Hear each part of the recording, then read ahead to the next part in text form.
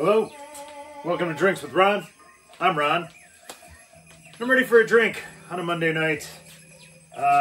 Let's go to the triumvirate of taps, shall we? Here at Third Generation Brewing. I've mentioned it before, and it's not always the case, but the three taps here, the brass is the beer, the silver is the soda. I said, that's not always soda. A lot of times that's also beer. But today, it's orange soda. So, let me direct you over to the platter, the many facets of Roger, and of course Roger being Roger Troutman. If you're a 90s guy like me, you might recognize this solid jam from the Friday soundtrack. Sure to get a copyright violation, but it's going to be worth it. You know what else we need to complete the deal here? Random hat. Ron, get a random hat. Well, let's see what we got. Going back with a classic. This takes me back. I went to the Dollar Tree. And Dollar Tree has 2.75 liters of soda. I have 2 liter. That's ridiculous. 2.75. I'm sure it's probably some metric conversion. Dollar Tree is probably sourced out of Canada. I don't know, making all that up. Anywho, for $1.25, I guess, it's not Dollar Tree anymore, but I bought 5 of those bad boys and filled a keg because I can't make 5 gallons of soda myself cheaper than I can buy those and put them on tap. So that's what we've done.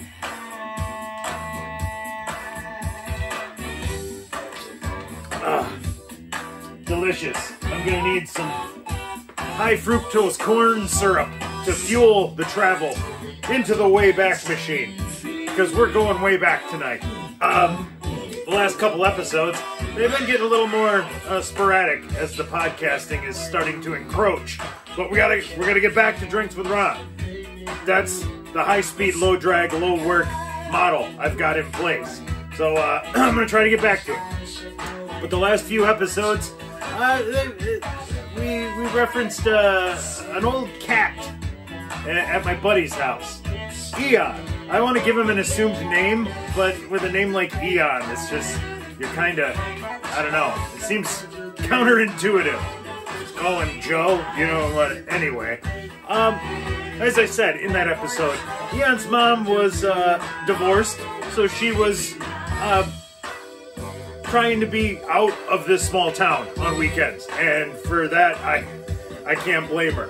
But that meant Eon's house was very often wide open for our shenanigans. And this one's got to be close to 25 years to the damn day. 97, the spring of 97. Let me take you back, paint a picture. I probably had this hat on. The Seattle Supersonics were playing on TV that night. I was a big Sonics fan, so I was still trying to kind of monitor the goings-on. I want to say they're playing the Lakers. Totally making that up. Oh, and let me tell you some more of my 90s bona fides. You ever heard of Chamber Bud? Haha! A couple of you there just started laughing very hard. The rest of you are like, what the fuck are you talking about? See, in the 90s, when you had your big metal pipe that you would load up there, in the late 90s they came up with this thing. It was all like brass fittings, so you could interchangeable parts, which is exactly what a stoner needs. It's like a set of fucking weed ingesting tinker toys. That's great. But one of the things they came out with was this big fat chamber, and you could put it in the middle between the smoky end and the partakey end, and you could load that chamber up full of the swag, that Mexican brick compressed, bandsaw marks, peel it apart, and seeds shoot out. But if you took that and you put it in to your chamber, well, then all the smoke and the resin would build up, and then you would have like a super high fortified thing. Well, I didn't have a chamber, but I thought, hey, I'm a genius. I can just put some right in the tube. Yeah, it doesn't work quite the same. But I had some going for a while, and this was the night. I was excited, but there wasn't much. As I said, I didn't have a tube. I just had a little middle piece. So I kept sneaking off to the front porch and like, all right, you know, I can't, sorry guys, I can't share this because I got to see how it works. And I remember being absolutely annihilated, like, ooh-wee. I remember I told one guy, which I thought was stupid, but I was like, man, chamber buds just, I don't know whether I'm coming or going. I'm sure I didn't say that. That's a very old man thing to say.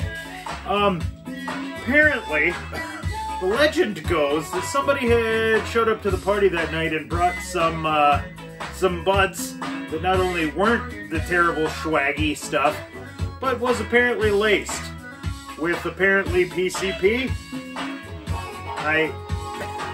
So I have to make the clarification. You know, when it comes up in conversation and someone asks, I have to say, well, I've never knowingly smoked PCP. Did I accidentally? Maybe. I don't know. It's their word against mine. So, yeah, anyway, we're all feeling pretty good at this party this night. And it's still pretty early. It's, you know, you're a kid, you can do this stuff. So one guy had been working at the local McDonald's. And I'm guessing they closed at 10:30 back in those days. So we're all nice and fucking greased. I'm guessing 10:30. This guy shows up, full McDonald's uniform, smelling like a fryer, and he says, guys, you'll never guess what. And we said, what? And he said, I took an entire bag of chicken nuggets.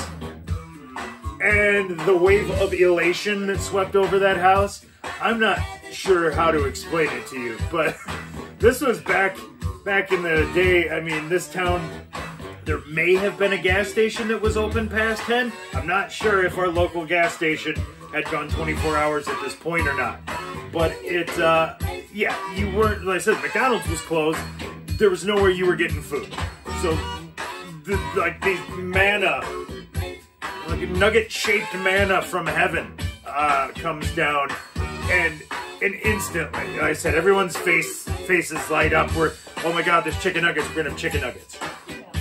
So we go to yours house, out to the kitchen, and because now we've got to assemble the accoutrement to make these nuggets a reality. Right now they're frozen in a bag. They're just theoretical nuggets. So we want to make them real. So we start looking around. Dipping sauces, right? That's the first place a stoner's gonna go. It's not the execution. Well, for me it probably was. I was probably like, logistics. Let's like get a pan, get some oil. No. Everybody else, right to the fridge. Well, like I had mentioned earlier, Eon's mom wasn't really in town a lot on the weekends, so ketchup was out of the question. There might have been like a little squirt of barbecue somewhere. I think we found like a little jar of honey, which honey apparently never goes bad, they say, but it does crystallize and turn into a hard chunk. So we had like this crystallized little layer in the bottom of a jar that we're trying to scrape out, you know, stoners with tools. And God, that was it.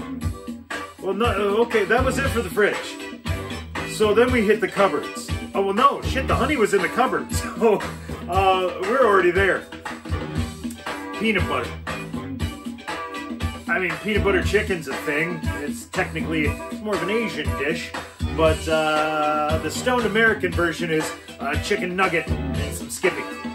So, I was like, no, I ain't doing that. But there were a couple people who were like, this will work.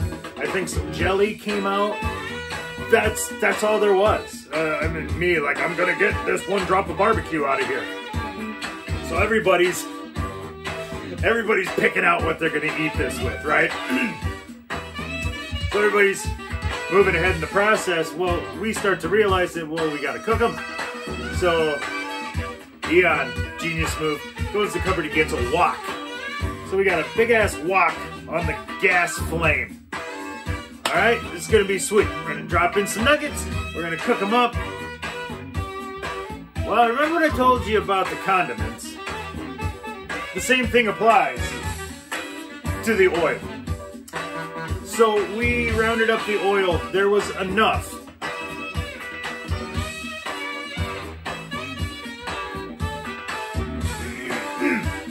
Now, if you're not familiar with a wok, what it is a flat bottom pan. It's about yay round on the top, and then it curves down to a smaller base, really small base, so that you can kind of, okay, so that's what we're cooking with. We've got enough oil to put in the bottom of this wok where you can cook a half of a nugget at a time. Yes. Roll that back. You could cook a half of a nugget at a time. So that's what we did. Eon, stand there. We got the oil all fired up, nugget in, and he'd stand there with tongs and you'd have to wait. And then, when enough time had passed, flip the nugget. You gotta cook the other side. So there we were, 7 deep in a line in the kitchen.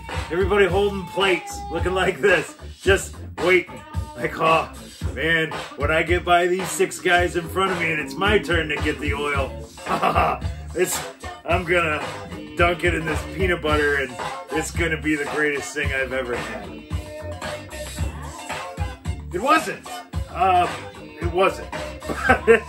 It's a good story. And it just goes to show you that nothing will get between a stoner and a McNugget. And I think that's a good as place as any to shut her down. So for Drinks with Ron, I'm Ron. Orange soda on the triumvirate of taps here at Third Generation Brewing. Roger Troutman on the platter. I'm Ron, signing off.